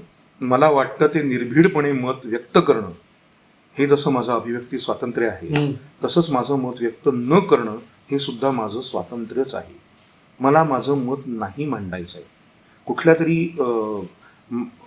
कारण नसताना छळणाऱ्या किंवा बोलणाऱ्या माणसांना मी काय म्हणून माझं वैयक्तिक आयुष्यात त्यांनी काहीतरी बोलावं अशी संधी द्यावी, तर ते माझ्याच हातात आहे की. म्हणजे अनेक लोक मला म्हणतात, अरे तुम्ही काही मत मांडतच नाही. हो, बऱ्याचदा बोललं जातं. हां, पण नाही मांडायचं. माझं मत जे काही आहे समाजाविषयीचा तर मी वागण्यातनं करीन ना. मी सिग्नल तोडणार नाही. कसे लोक सिग्नल तोडतायत याच्याविषयी बोलण्यापेक्षा मी सिग्नल तोडणार नाही. मी शेजारच्या माणसाला नको ना तोडू सिग्नल. समाजभान मी माझ्या वागण्यातनं दाखवायला हवं. सोशल मीडियावरती करून काय उपयोग आहे का?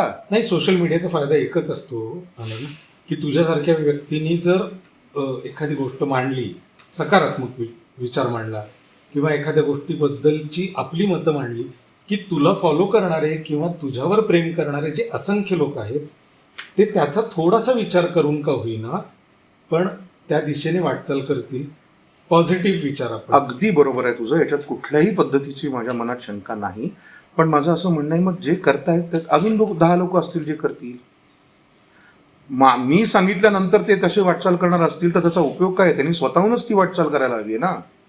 नाही, नाही काही लोकांनी माझ्यासारखी वाटचाल केली तरी चालणार आहे मला. कारण काय आहे, मी जर काहीतरी मांडायला गेलो तर 10 लोक जर का त्या पद्धतीने करतील तर 10 लोक कारण नसताना बोलणारी पण आहे.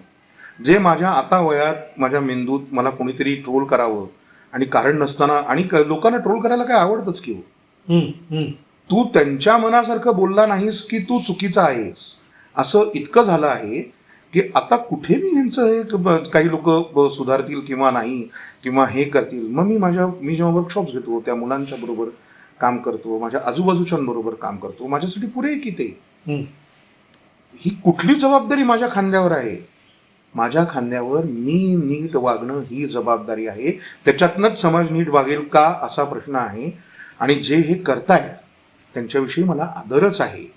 हे सगळं सहन करून काय म्हणतात त्रास सहन करून वाटेल त्या लायकी नसलेल्या माणसांनी सुद्धा तुमच्यावरती ट्रोलिंग करायचं आणि ते सहन करून सुद्धा आपलं ठामपणे मत मांडत राहायचं, हे करणाऱ्या माणसांविषयी मला आदरच आहे. याच्याविषयी माझं काही म्हणणं नाही. पण ते न करणारीही काही मंडळी आहेत आणि तेही माझं अभिव्यक्ती स्वातंत्र्यच आहे. मला माझं मत न मांडायचा सुद्धा अधिकार आहे सोशल मीडियावर. जिथे सगळेच जण, आपण 5 जण बसलो असो तर मी काही मत मांडणार नाही असा माझा मुद्दा नाही. जाहीररित्या तुला जर असा मत मांडायचा प्रसंग आला हो तर निर्भीडपणे मांडू शकशील. हो, पण म्हणजे निर्भीड कशाला म्हणतात? निर्भीड कशाला म्हणजे परिणामांचा विचार न करता की एखाद्या, आता काय होतं युजली, पण तो समज हवी ना ती. म्हणजे मी एखादं निर्भीडपणे मत मांडलं आणि त्याचे परिणाम जर समाजावर काही विचित्र होणार असतील तर मी विचार करायला हवा ते कशा पद्धतीने मांडलं गेलं पाहिजे. बरोबर. समाजात तेढ निर्माण होणार नाही, कोणाला काही दुखावलं जाणार नाही, अशा पद्धतीने चूक म्हणजे मग नाहीतर औषधाची कडू गोळी सुद्धा गोड याच्यात का देतात?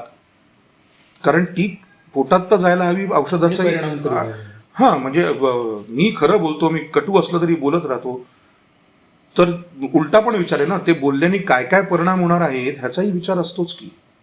आणि हाच एक विचार फक्त आहे असंही नाही, जे बोलतायत त्यांना कदाचित त्यांच्या अनुभवातून आलेलं ते इतकं ठाम मत आहे की ते मांडतायत. माझ्यासाठी ते नाही आहे, इतकंच मी म्हणतोय.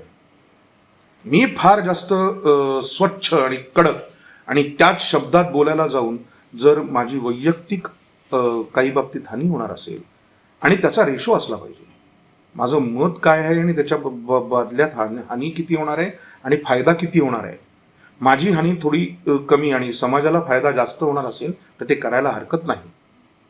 मी किती सहन करतो ह्याच्यावरतीच माझं सगळं आहे. म्हणून मी पुन्हा पुन्हा सांगतोय, लोक याला सुद्धा ट्रोल करतील, कारण तुझं मत ह्या काय मूर्खार्क बोलतोय असं होईलच ना. तर मी सांगेन हो मूर्खार्क आहे, मग तू मला मूर्ख म्हण, त्याच्यात काय एवढं? तुला मूर्ख मला म्हणून तुला वाटत असेल की आपण करेक्टच बोलतो आहोत. अलीकडे आपण समोरच्याचं समजून घ्यायला ऐकत नाही, आपण त्याला उत्तर द्यायला ऐकतो. मला आधीच त्याला उत्तर द्यायचं असतं. समजून घेतलं नाही, प्रतिक्रियावादी झालो का रे? हो, म्हणजे झालो असावं असं मला वाटतं. एखाद्या गोष्ट, आता सोशल मीडियात मी काही बघत नाही, फेसबुक वगैरे असं आहे का? मी पण कधीतरी बघत असतो, पण मला प्रत्येक गोष्टीला मी कशालाच रिॲक्ट कशावरच होत नाही. मी अभिनंदन म्हणून पण चांगली गोष्ट असेल तर रिॲक्ट व्हावं की जी चांगली गोष्ट त्यात कोणाचं का आहे नाही. पण मत मांडायचं तर मी कशाला तुझ्यासारखंच मत मांडू किंवा तुझ्या बाजू तरी हो तुला सपोर्ट आहे. किती लोक सपोर्ट आहे असं म्हणतात आणि प्रत्यक्ष काही मारामारी झाली तर तुझ्या सपोर्टला येतात. नाहीये. सोशल मीडियाला चेहरा आहे का काही? नाहीये. कुठली तरी कोण लोक ह्या बाजूची, कुठली तरी कोणी लोक त्या बाजूची. हा फरक मला जाणवलाच नाही वगैरे असं आहे का? अजिबात नाही. हा फरक झाला. मित्रांमध्ये भांडणं झाली सोशल मीडियामुळे आणि वाटेल तशा गोष्टींना ट्रोल करायला सुरुवात झाली. पण त्याचा काही लोक त्याच्यामुळे पॉप्युलरही झाली. काही लोकांना त्याच्यामुळे स्वतःच्या काहीतरी मांडणं संधी मिळेल. सगळ्याच गोष्टी एकच, ही सगळी भेळ आहे. तुला त्याच्यात कितपत राहायचंय हाच मुद्दा आहे. याच्यात जर का मला कोणीतरी म्हणतात हा भ्याडपणा झाला, आपलं मत, कारण असे गप्प बसणारीच माणसं माती खातात, किंवा हा भ्याडपणा झाला. काही लोक असं एस्केपिंग नेचर म्हणतात. बरोबर. तर हा सगळ्यात सोपा मार्ग आहे. मग ठीक आहे, मी बाकीचे अनेक अवघड मार्ग मी स्वीकारले आहेत, तर मी हा एक सोपा मार्ग स्वीकारतो. तुला दर महिन्याला छानपैकी तुझं आणि कष्ट करून तू नोकरी करत असशील, प्रामाणिकपणे करत असशील आणि तुला दर महिन्याला व्यवस्थित पगार येत असेल तर तुझा बराचसा त्या बाबतीतला कष्ट कमी आहे. मला माहितीच नाही आहे मला ह्या महिन्यानंतर पुढच्या महिन्यात काम मिळणार आहे नाही मिळणार आहे काय. सो माझा स्ट्रगल समजा स्ट्रगलपेक्षाही माझा संघर्ष तिथे असेल तर मला धायधाय करून माझं नाही मत मांडलं आणि मी बॅड असीन तर चालीन. त्याच्यापेक्षा मला बऱ्या गोष्टी करायच्यात. जसं तुला तुझा संसार चालवायचा आहे तसंच मलाही माझा संसार चालवायचा आहे. प्रत्येक गोष्ट समाजातल्या प्रत्येक माणसाने करायलाच हवी असं नाही. मी माझं काम जरी नीट केलं तरी समाज व्यवस्थित राहील असं माझं मत आहे. माझी भाबडी श्रद्धा आहे असं म्हणू. पण मला काही प्रत्येक वेळेला युद्धभूमीवर जाऊन लढता येणार आहे का? नाही. मग ते जे करतायत त्यांच्याविषयी मला रिस्पेक्ट आहे. तसंच माझं मत व्यक्त करायला प्रत्येक वेळेला नाही ना करून कशाला? संयम हा पण काही एक गुण आहे की नाही? नाही मांडायचं आहे मला प्रत्येक गोष्टी.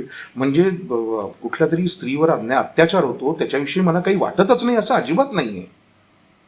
म्हणजे व्यक्त नाही केलं की वाटत नाही असं जो आता आहे, हा असं नाहीये की मराठी आर्टिस्ट किंवा मराठी हे तर काय आहोत. आणि ते काय ते काय आहे ते ज्याच्या त्याचा फायद्याचा भाग आहे.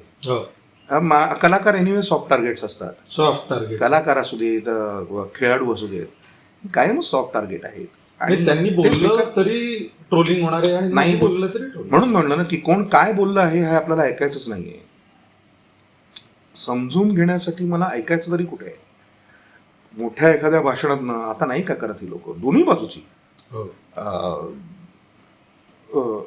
एखादंच वाक्य काढायचं आणि संदर्भहीन वाक्याचा विपर्यास करायचा हे होतं. पण आता हे स्वीकारायला हवं की असं होणार आहे.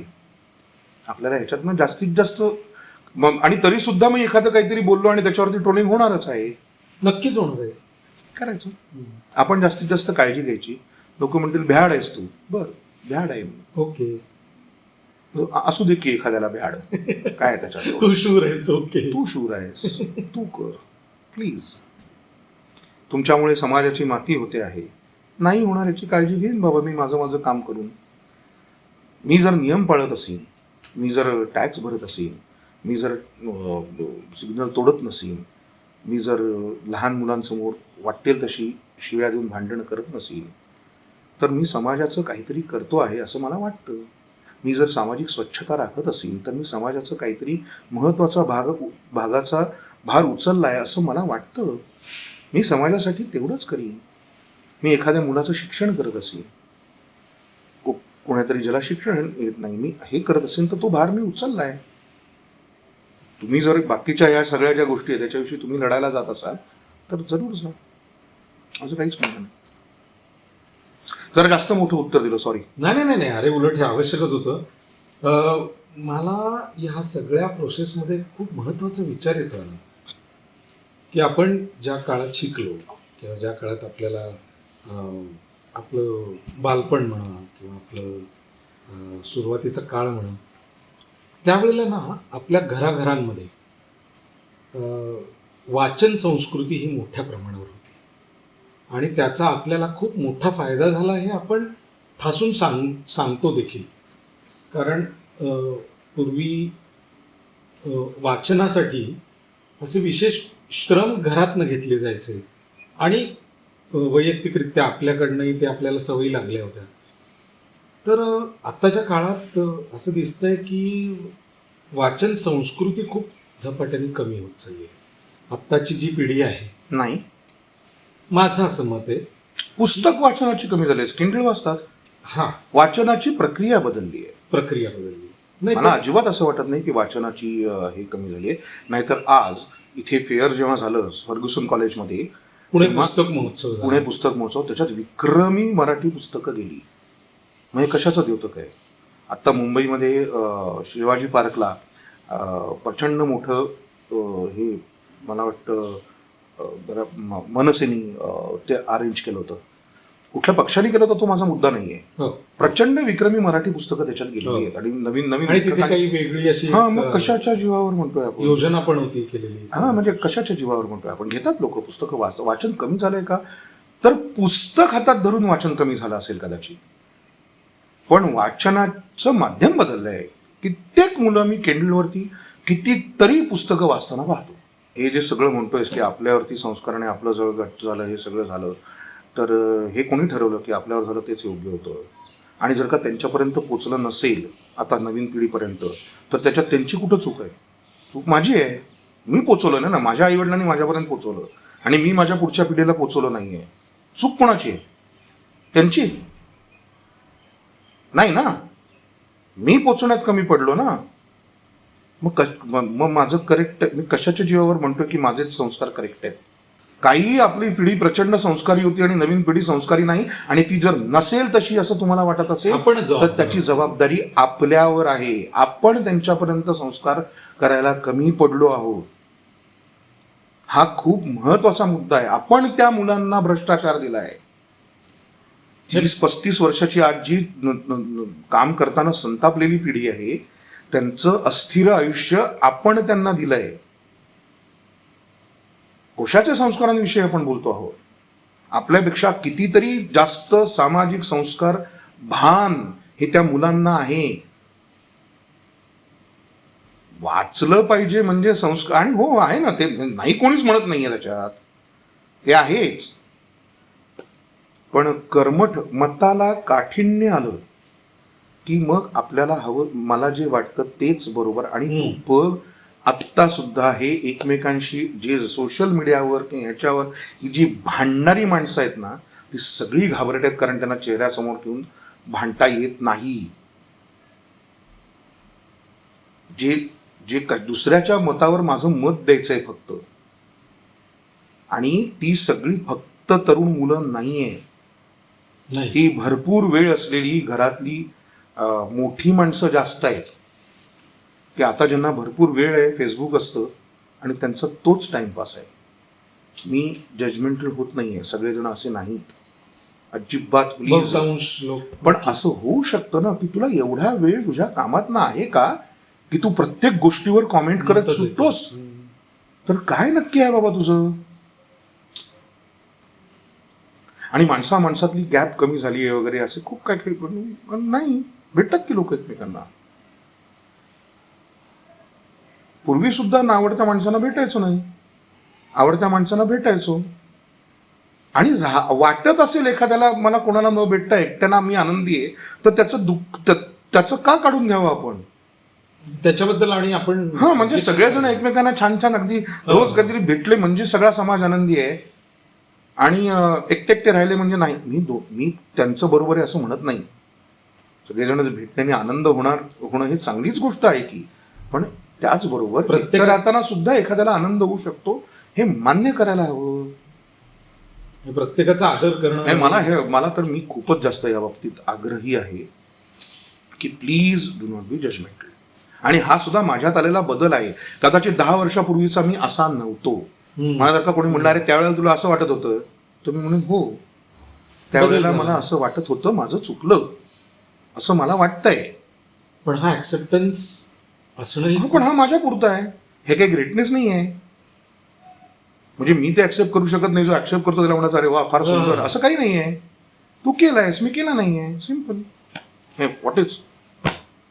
मला ह्या सगळ्या गोष्टींना या काय म्हणूया त्याला, मला जे वाटतं ते बरोबर अशा भंपकपणाचा राग येतो. मी काहीतरी आमची पिढी सॉलिड होती आणि नवीन पिढीला तुझ्यामुळे ती तशी झाली आहे, त्यांच्या आयुष्यात मिठाचा खडा तू मिसळला आहेस, आता ते खारट आहेत म्हणून चिडचिड नाही करायची, आता जे आहे ते भोगायचं. पुलंचा एक अप्रतिम लेख आहे संस्कारांविषयी, मी आणलाय, तो मी तुला वाचून दाखवू शकतो. याच्यात अगदी 2 मिनिटाचा आहे, पण म्हणूनच मला सारखं वाटतं की संस्कार म्हणजे नक्की काय असावे या संदर्भातला तो मुद्दा आहे. जरूर की ते मला खूप जास्त महत्त्वाचं वाटत आलं आहे. मी काही देव न मानणारा किंवा असं आहे, मी स्वतः वैयक्तिक म्हणजे जे मानतात त्यांच्याविषयी मला आदरच आहे की, बरोबर. पण सामाजिक संस्कार आपल्याकडे कमी झाले असं माझं वैयक्तिक मत आहे. आपल्याकडे संस्कार म्हणजे दिवा लावणं, आईवडिलांना नमस्कार करणं किंवा अशा पद्धतीचं. आणि त्याच्यात पण होतो मुद्दा की मी नमस्कार कोणाला करतो, जे ज्ञानाने, वयाने, मानाने, अनुभवाने मोठे आहेत, त्यांच्या अनुभवाला तो नमस्कार आहे हे मला समजू शकतं, बरोबर. पण एखादा काका आहे आणि जो वाया गेलाय म्हणा, गुंड आहे, पण फक्त म्हणून मोठा आहे त्याला नमस्कार कर, हा संस्कार आहे का? तर नाही आहे, असं माझं वैयक्तिक मत आहे. सामाजिक संस्कार आपण केले नाही, आपण त्याच्यात कमी पडलो असं माझं मत आहे. म्हणजे मी म्हणलं ना, आमचा अतुल परचुरे मित्र होता आणि आम्ही अनेक वेळेला गप्पा मारताना म्हणत, त्यांनी पण त्याच्या एका पॉडकास्टमध्ये म्हणलं आहे, आपल्याकडे नागरिकशास्त्र 100 मार्काचं पाहिजे, हे याच्यावर आमचा विश्वास होता. आपल्याकडे 20 मार्काचं नागरिकशास्त्र ठेवतात आणि ज्या इतिहासावरून आपण मारामारी करतो तो 40 मार्काचाच ठेवतात. काय शिकवतात आपल्याला? हे कुठली पद्धत आहे? बरोबर.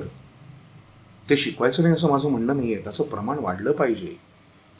सामाजिक भान, सामाजिक संस्कार हे वाढले पाहिजे, तर आपण एक सशक्त समाज म्हणून पुढे येऊ.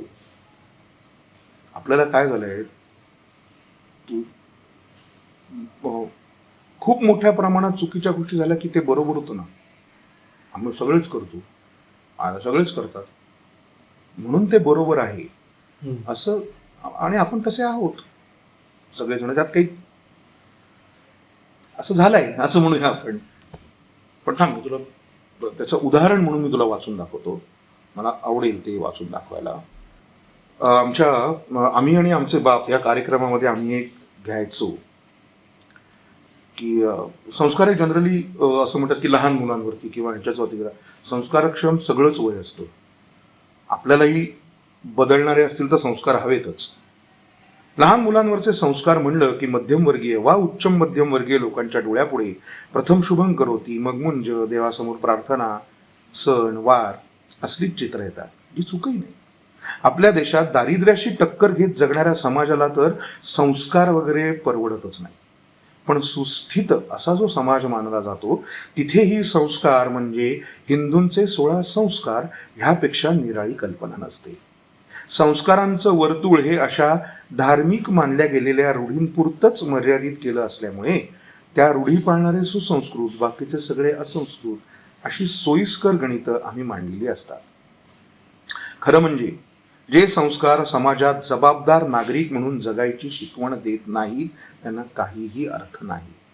समाजाच्या वर्तणुकीतून सिद्ध होते ती खरी संस्कृती ग्रंथात असते ती नव्हे. जीवनात आपल्या इतकाच दुसऱ्याही माणसाला निर्वेधपणे जगण्याचा अधिकार आहे हे जोपर्यंत आपण मान्य करत नाही तोपर्यंत आपल्याला सुसंस्कृत म्हणवून घेण्याचा अधिकारच नाही. आणि म्हणूनच स्वतःचं आणि आपल्या समाजाचं जगणं आपल्या वागण्यामुळे दुःखमय होणार नाही अशा दक्षतेने जगण्याची जाणीव मुलांमध्ये लहानपणापासून निर्माण करणारे संस्कार कुठले याचा सतत विचार व्हायला हवा. तर चांगल्या सामाजिक जाणीवा जागृत होऊन मुलं वाढताना अधिक जबाबदार होऊ शकतील. दिवसेंदिवस आपल्याच देशात आपण कमालीच्या अपरिचितपणे जगायला लागलेलो आहोत असं चित्र आहे. आता हे केव्हा लिहिलंय बघ, आजही तीच परिस्थिती आहे. प्रचंड विषमतेनं विरोधाभासानं भरलेलं हे जग. अशा वेळेला मला राग येतो तो फुले, आगरकर, टिळक, गांधी, आंबेडकर, साने गुरुजी या लोकांचा. मनाचे आणि बुद्धीचे नाही ते कोपरे उजळून टाकायला कोणी सांगितलं होतं या लोकांना? आम्ही तसेही जगत होतोच की. सर्व शक्तिमान परमेश्वर आहे त्याच्यावर श्रद्धा ठेवावी असं कोणी सुचवतात. पण श्रद्धा म्हणजे तरी नक्की काय आणि त्यानं कुठं काय होतंय? जगातले अनेक देश हिंडून आल्यावर माझी तर खात्रीच पटली आहे की देवाचे आपल्या देशात जेवढे लाड केले जातात तेवढे इतरत्र कुठेही होत नसतील. प्रचंड धनवान अशा सिद्धिविनायकासमोर दर मंगळवारी हजारोंच्या रांगा लागतात. आमच्या तळमजल्यावरच्या हॉटेलच्या बाहेर मध्यरात्रीनंतर अशीच एक मोठी रांग लागते उरलं सुरलं अन्न भांड्यात जमवण्यासाठी. आता या दुसऱ्या रांगेसाठी काहीतरी करायला हवं हे त्या विघ्नहर्त्याच्या मनात निदान त्यांच्या भक्तांच्या मनात तरी तो का आणू देत नाही?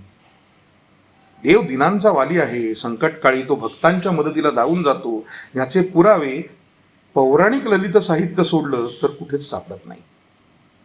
मुळात देवांना सुद्धा माणसांसारखं नशीब लागतं. सध्या गणपती बाप्पांचे खूप चांगले दिवस आहेत.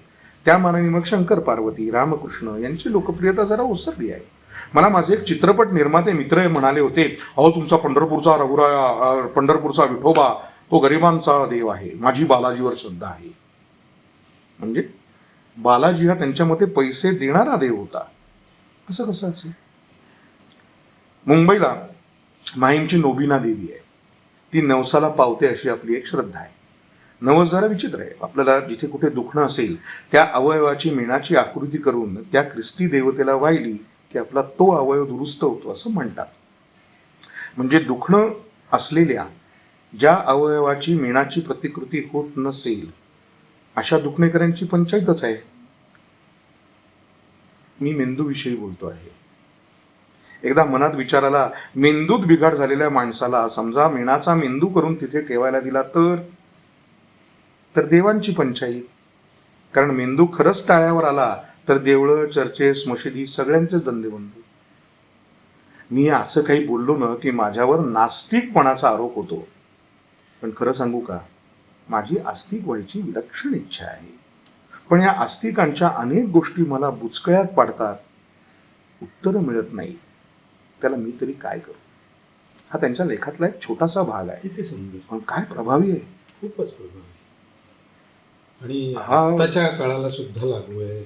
हा म्हणजे कोणाच्या विषयी हे नाही, राग नाही, पण साधा प्रश्न पडलाय मला हा. बाबा रे, असं जगायचंय मला, आता काय. किती छान. हा म्हणजे म्हणून मी म्हणतो की सामाजिक संस्कार हे जास्त व्हायला हवेत असं मला अगदी मनापासून वाटतं. नागरिक शास्त्र 20 मार्कांचं. इतिहास 40 मार्कांचं आणि भूगोल उरलेल्या 40 मार्कांचं असं आपलं आजवर शिक्षण आहे. नागरिकशास्त्राबद्दल खऱ्या अर्थानं जास्त जागृती व्हायला पाहिजे अशा मताचा तू आहेस.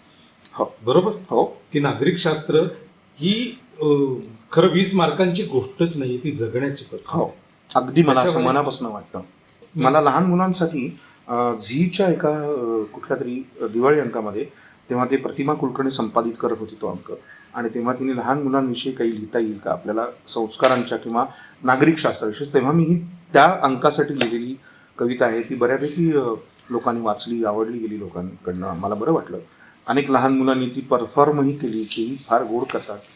पण मी वाचून दाखवतो, जर काही चांगलं वाटलं तर ते घेण्यासारखं आहे, काही वाईट वाटलं, चुकीचं वाटलं तर माझा दोष समजा. नागरिकशास्त्राचा धडा. ऑफ होता शाळेत आज तास गणिताचा, दुसरेच सर वर्गात आले, म्हणले काहीतरी वाचा. गडबड गोंधळ करायचा नाही, कोणी बडबड करायची नाही, प्रश्न पडू देत कुठलेही, मला उत्तर विचारायचं नाही. नागरिकशास्त्राचं पुस्तक काढा, त्यातला वाचा धडा, पाठ करायला लावीन नाही तर 27चा पाढा. बसले खुर्चीत मोबाईलवर बोलत भडाभडा, असा शिकतो शाळेत आम्ही नागरिकशास्त्राचा धडा. पाणी वाचवलं पाहिजे अशी पहिली ओळ वाचली आणि आमच्या घरची सकाळ डोळ्यासमोर आली. ताई घासते दात सोडून बेसिन मधला नळ, बाबा करतात दाढी तेव्हा पाणी वाहतं खळखळ. ताजं पाणी पाहिजे म्हणून आई ओतते भरलेला अर्धा गडा. शाळेत मात्र शिकावाच लागतो नागरिकशास्त्राचा धडा. सामाजिक स्वच्छता राखली पाहिजे अशी दुसरी ओळ वाचली आणि आठवलं आजी टाकते खिडकीतून खाली गुंतावळी. रस्त्यात टाकला कचरा, त्यात एवढं काय झालं, घरामधनं बाहेर टाकला तेवढं पुरेसं झालं. तंबाखूच्या पिचकारीचा तर रस्त्यात असतो सडा, फक्त शाळेत शिकायचा असतो नागरिकशास्त्राचा धडा. ट्रॅफिक नियम पाळा अशी तिसरी ओळ वाचतो, पण एक नियम मोडला तर काय फरक पडतो. ट्रॅफिक नियम पाळा अशी तिसरी ओळ वाचतो, पण एक नियम मोडला तर काय फरक पडतो. सिग्नल विग्नल पाहत नाही, उभे बिंदास रस्त्यावर झेब्र्यावरती. आपण Zebra crossing. सिग्नल बिग्नल मानत नाही, उभे बिंदास झेब्र्यावरती, एका मोटरसायकलवर तिघे वरती. जर कोणी बोललं तर भांडणं आणि शिव्या, लहान मोठा न बघता मुक्तपणे द्याव्या. कुठे कुठे पोचायची सगळ्यांना असते घाई आणि तरी सुद्धा वेळेवर कोणीच पोचत नाही. ट्रॅफिक जॅम झाला चालेल, शाळेला उशीर झाला चालेल, ॲक्सिडेंट झाला चालेल, ॲम्ब्युलन्स पोचली नाही चालेल, हॉर्न वाजवून वाजवून मात्र झाला पाहिजे राडा. कशाला शाळेत शिकायचा नागरिकशास्त्राचा धडा. खरं तर नागरिकशास्त्र 100 मार्कांचं हवं. खरं तर नागरिकशास्त्र 100 मार्कांचं हवं. मोठ्यांनी ते छोट्यांपर्यंत सहज पोचवून द्यावं. माझ्यामुळे इतरांना त्रास होणार नाही, एवढंच असतं नागरिकशास्त्र, बाकी काही नाही. मोठ्यांनी जर वागण्यामधून घालून दिला धडा, नको ना शाळेत शिकायला मग नागरिकशास्त्राचा धडा. वा, अशी ती कविता होती. फार सुंदर. म्हणजे हे नक्की विचार. कविता म्हणून त्याच्यातले काव्यगुण म्हणून किती बरे आहेत किंवा नाहीत मला माहीत नाही, पण विचार म्हणून मला हे मांडावं असं वाटलं, तेवढं मी मांडलं. मी काही कवी नव्हे, त्यामुळे त्याच्यातलं काव्यगुण कदाचित चुकले असतील, त्याचे मात्रा गण चुकले असतील, त्याच्यातलं वृत्त चुकलं असेल, पण विचार मात्र 100% मला हा मांडायचा होताच. अप्रतिम अप्रतिम. बाकीचे कुठलेही आडाखे याच्यात नाही आहेत, पण तुझी भावना जी आहे ना, त्या भावनेला खरंच सलाम. अरे कारण ती माझी नाही, आपल्या सगळ्यांची. अरे अरे तेच सांग, तुला सलाम. प्रातिनिधिक स्वरूपात ऍक्च्युली तुला सलाम का करावं असं वाटलं, कारण तुला ते पटलं, ते वाटलं पटलं. की आपल्या सगळ्यांची तीच भावना आहे. भावना आता. आणि हे सुद्धा बघ तू, ट्रिपल सीटचा त्याच्यात विषय आहे, 3 जण आहे, हे तू लिहिलंय खूप वर्ष आधी. हो, पण तेव्हा अरे मला खरंच वाईट वाटतं. आता ते ट्रिपल सीटचाच विषय केवढा मोठा झालाय. मला खरंच वाईट वाटतं की लहान मुलं मागे, समजा कोणीतरी बसलं असेल, लहान मुलगा मागे असेल, तर त्याच्या वडिलांच्या समोर त्यांना आई वडिलांवरनं शिव्या द्यायच्या, भांडणं करायची. आपण हे काय देतोय लहान मुलांना, का ती संतापी होणार नाही, हे काय आपण नक्की करतो आहोत. आपण कसे असे चालवत जाताना म्हातारा माणसाला सुद्धा आपण म्हणजे काही फरक पडत नाही असं त्यांच्याशी वागायचं, असं काय आहे हे म्हणजे सगळं. असो. ही अप्रतिम कविता आता सादर झाली. धन्यवाद. मला अजून एक महत्त्वाचा प्रश्न माझ्या डोक्यात खूप वेळपासून आहे, तो असा की आनंद इंगळे अभिनेता म्हणून अनेकांच्या दृष्टीने अतिशय लाडका अभिनेता म्हणून आहे. पण आनंद इंगळे ज्या वेळेला कोणती मतं स्वतःची मांडतो किंवा तो अभिनेत्याच्या रूपातनं माणूस म्हणून ज्या वेळेला त्याची मतं वैयक्तिक त्याला जे असतात ते मांडतो, त्यावेळेला रसिकांकडनं सुद्धा किंवा आपल्या चाहत्यांकडनं सुद्धा अशी गल्लत होण्याची शक्यता असते की अरे अशी गोष्टी काय म्हणतो, अरे आम्हाला तर आनंद इंगळे असं वाटलं. तर तू त्या गोष्टींचा विचार कसा करतो सांग? ऑफकोर्स करायला हवा, प्रश्नच नाही. फार गमतीचा मुद्दा आहे हा. एक तर मला असं वाटतं की नटांनी, अभिनेत्यांनी हे लक्षात घ्यायला पाहिजे की ही परफॉर्मिंग आर्ट आहे. तुम्ही लोकांच्या समोर परफॉर्म करता, त्यामुळे त्याच्यावर बरी वाईट मतं येणारच आहेत. याची तयारी ठेवलीच पाहिजे. आणि एखादं काम जर का लोकांना आवडलं तर त्याचा अर्थ असा नव्हे की आनंद इंगळे लोकांना आवडला, त्यांनी केलेली व्यक्तिरेखा आवडलं नाही तर ती त्यांनी केलेली व्यक्तिरेखा आवडली नाही. आनंद इंगळे त्याच्यातनं बाजूला काढलाच पाहिजे. मला जर का एखाद्या माणसाने माझ्या कामावरती काही टीका केली तर ते वैयक्तिक मी घेण्याचं कारण नाही आहे. त्या माणसाला तसं वाटलं की मला त्या व्यक्तिरेखेमध्ये, याच्यामध्ये दोन्हीकडचा बॅलन्स आहे. लोक अनेक वेळेला बोलताना तुमच्या कामापेक्षा तुमच्या बाकीच्या गोष्टींवरती पण कधी कधी जीभ घसरून बोलतात. बरोबर नाही असं नाही, पण मला हे लक्षात यायला हवा हा फरक काम करताना. म्हणजे मला ॲक्टर म्हणून अतिशय कमी इगो असला पाहिजे. कमी इगो असला पाहिजे ॲक्टर म्हणून. म्हणजे काम करताना तू जे काम करतोयस ते काही सगळ्यांनाच आवडणारं होईल असं नाही ना. काही लोकांना न आवडणारं पण होईल कधीतरी. तर तुझ्याही मधली ती प्रक्रिया आहे. आणि एखादं काम, म्हणजे याचं उत्तम उदाहरण, का बरं इतकी वर्ष मोठे 40 वर्षाची ॲक्टिंगची करिअर का होते लोकांची? काय त्यांनी सगळी चांगलीच कामं केलेली असतात का? अगदी बरोबर. मला नेहमी असं वाटतं की त्यांना हे कळलं होतं की एखादं काम रसिकांना आवडलं नाही, प्रेक्षकांना आवडलं नाही, तरी ते पुढचा सिनेमा बघायला, पुढचं नाटक बघायला का येतात? एखादं नाटक पडलं आणि एखादं नाटक पुढचं चाललं असं आपण म्हणतो, म्हणजे चालणं पडणं या क्षेत्रात चालूच असेल व्यवसाय म्हणून, तर ते का होत असेल? माझं एखादं काम आवडल्यानंतर सगळीच आवडायला हवी होती, जेव्हा आवडलं नाही तर सगळीच आवडायला नको होती, असं होतं का? तसं नाही होत. तर का नाही होत? तर एखादं काम आवडल्यानंतर पुढच्या वेळचं काम आवडलं नाही तर मनात प्रेक्षकाचा हा विश्वास असतो की ठीक आहे ना, आत्ता जरा मला नाही आवडलं पण ह्याने मला आवडणारं काम करून दाखवलंय, पुढच्या वेळेला कदाचित ती आनंदाची गोष्ट हा देऊ शकतो पुन्हा मला. हा जो विश्वास आहे ना प्रेक्षकांचा, तो जास्त महत्त्वाचा आहे. तो म्हणून तर तुम्ही काम करत राहता. मला सारखं असं वाटतं की ॲक्टिंगचं करिअर, ह्याच्यावर मला ट्रोल पण झालो मी की तू माहिती तरी काय का, तुला हे तरी काय, पण त्या मूर्ख लोकांकडे विचार नाही करायचा. पण मला सारखं असं वाटतं ॲक्टिंगचं करिअर हे कॉम्पिटिटिव्ह करिअर आहे. इथे पास ग्लोरीवर कोणीही जगू शकत नाही. मी एक काम चांगलं केलं होतं म्हणून तुझं करिअर होत नाही. तुला रोज चांगलं काम करावं लागतं. जसं क्रिकेटरचं आहे, मी 100 करून चालत नाही, रोज चांगलं खेळावं लागतं. आऊट होणारा 1 बॉल आहे, 100 करण्याचे 300 बॉल आहे. ते 300 खेळशील तरच 100 होणार आहे. बरोबर आहे. टेनिस प्लेअरचं तसंच आहे. मी 1 विम्बल्डन जिंकून चालत नाही. मला रेटिंगमध्ये राहण्यासाठी रोज नवीन गेम आहे, रोज नवीन खेळ आहे. तर मला असं वाटतं की इट इज व्हेरी डिफिकल्ट की तुम्हाला सिद्ध करत ठेवायचं आहे. मग त्याच्यामध्ये तुम्ही कोणाला सिद्ध करतात हा मुद्दा येतो. पण आत्ता आपण बोलताना जसा विषय म्हणालो होतो की हा खूप महत्त्वाचा मुद्दा आहे की म्हणजे मग प्रेक्षकांना आवडतं ते सगळं करत राहायचं का? याचे फाटे फुटणार की काही तुमच्या बऱ्या नसलेल्या गोष्टी, अभिरुचीच्या संदर्भातला मुद्दा येणार की मग लोकांची अभिरुची उत्तम आहे का? तर नाही आहे कदाचित. काही बाबतीत आपल्याला लक्षात नाही हे दर्जेदार होतं आणि हे आत्ता आवडत आहे, हे एवढं दर्जेदार नाही पण ते लोकप्रिय आहे. सो आपल्याकडे हा वाद लोकप्रियता आणि दर्जा हा कायम राहिलेला आहे. तो प्रत्येक जण राहणार, तो प्रत्येक जण आपापल्या पद्धतीने सोडवायचा प्रयत्न करतो. पण मला हे नक्की वाटतं अगदी मनापासून की विचार करायला हवा स्वतः आपण की लोकांनी माझ्यावर प्रेम केलं आणि मला ट्रोल केलं तरी देखील हे मला करत नसून मी त्यांच्या पुढे मांडलेल्या माझ्या अभिव्यक्तीच्या व्यक्तिरेखेच्या संदर्भातला मुद्दा आहे. तू वैयक्तिक काही मत मांडलं असशील आणि त्याच्यावरती त्यांनी गेलं तर ते वैयक्तिक आहे. गल्लत त्यांनीही करता का? हा, म्हणजे इतका मोठा अभिनेता पण किती मूर्खासारखं बोलला सामाजिक याच्यात, तर मला असं वाटतं की ह्या दोन वेगवेगळ्या गोष्टी आहेत. मोठा अभिनेता म्हणून आता ह्याच्यापुढे त्याचं काम बघायलाच जाणार नाही, तर का? त्याने तुला काम करताना आनंद दिला होता ना अप्रतिम, तर ते तेवढ्या पुरतं बघायला जा. वैयक्तिक मताला विरोध करायचा असेल तर जरूर कर, त्याचं सिनेमा नाटक बघायला जाणार नाही हा एक कुठला प्रोटेस्टचा भाग आहे.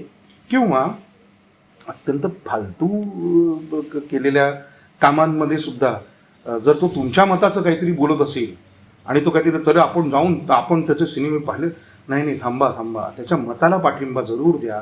माणूस म्हणून त्याचं जे मत आहे त्याला जरूर पाठिंबा द्या. आपल्याला तुम्ही लक्षात घ्या की तुम्हाला त्यांनी केलेल्या कामामध्ये एंटरटेन तुम्ही झाला होतात का? मनोरंजन झालं होतं का तुमचं? तर मला असं म्हणायचं की फक्त हसणं म्हणजे मनोरंजन असं झालंय. तसं नाही, मनोरंजनाचा पंखा खूप मोठा आहे आणि ज्यांनी त्यांनी आपापलं मनोरंजन, आपापला दर्जा, आपापली कला त्यातनं घ्यावी. शेवटी कलेचा मूळ उद्देश हा दुसऱ्याला बरं वाटणं, आनंद देणं हा आहे. कला ही म्हणजे मला जामच असं वाटतं की लॉकडाऊनच्या आपल्या काळामध्ये किती लोकांनी त्यांना ते काही दर्जेदार होतं का असं त्याचं जर काय ते टाकत होते व्हिडिओ, अरे तुम्ही लक्षात येत नाही आहे त्यांच्यात ते जे व्हिडिओ टाकले गेले त्याच्या दर्जावर बोलायला तुम्हाला सांगितलंच नाही आहे. ते त्यांचा आनंद त्या क्षणाला व्यक्त करत होते. त्यांना कोणाला काहीतरी सांगायचं होतं. त्या लॉकडाऊनमध्ये घरात बसलेलं असताना काहीतरी एक कोणी नाचून दाखवायचं, कोणीतरी पाककृती करायच्या, कोणीतरी काय एक लक्षात घ्या, एक्सप्रेशन हे माणसाचं बेसिक काय म्हणतात त्याला, आतलं अंग आहे, बरोबर?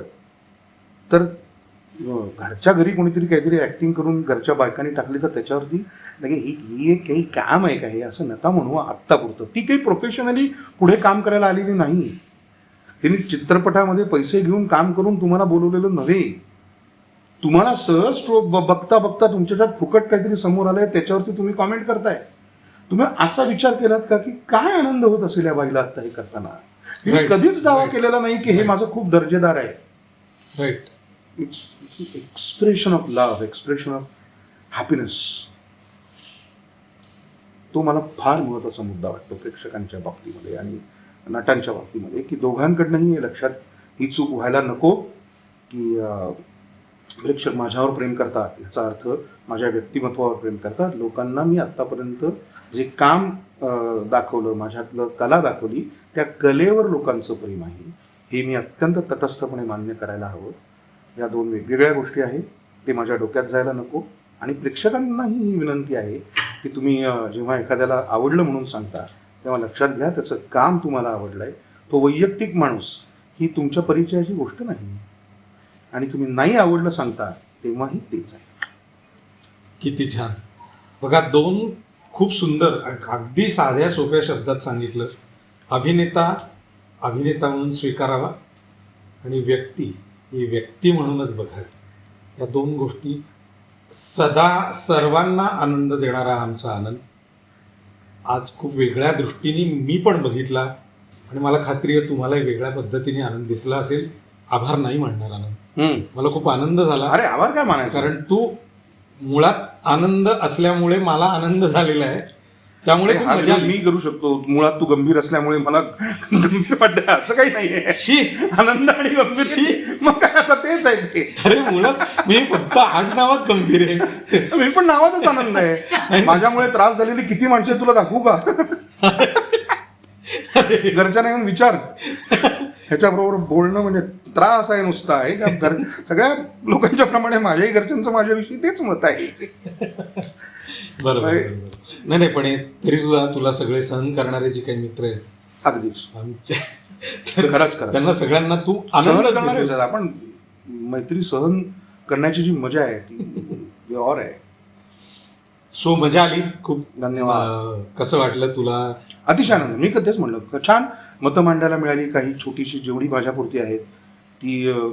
आणि बऱ्याच वेळेला असं होतं की वेगवेगळे पॉडकास्टमध्ये आम्हाला बोलवतात तेव्हा मी दरवेळेला काय वेगळं बोलणार, माझं मत आहे तेच बोलणार ना. बरोबर बरोबर. तर कदाचित आधीच्या पॉडकास्टमधल्या काही गोष्टी तुझ्या इथे रिपीट झाल्याही असतील, पण तेच माझं मत आहे. त्यामुळे ते आत्ता तरी कसं बदलणार हा म्हणजे पॉडकास्टनुसार मतं हा बदल. म्हणजे 10 वर्षानंतर जर का वेगळं झालं तर कदाचित एखादं मत बदलू शकेल, 7 वर्षानंतर झालं तर बदलू शकेल. पण आत्ताच्या या गोष्टींमध्ये काही मतं जी आपण म्हणतो जी फिक्स राहतात ती कदाचित दुसऱ्या पॉडकास्टमध्येच असलेली ह्या पॉडकास्टमध्ये आली असतील, पण त्याला माफ कर, ती त्या आनंदाच्या गोष्टी आहेत म्हणून शेअर केल्या.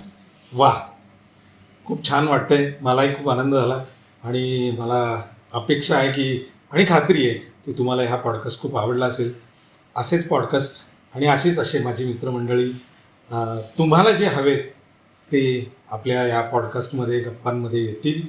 आणि असंच तुम्ही प्रेम करत राहा. आनंद मनापासून धन्यवाद.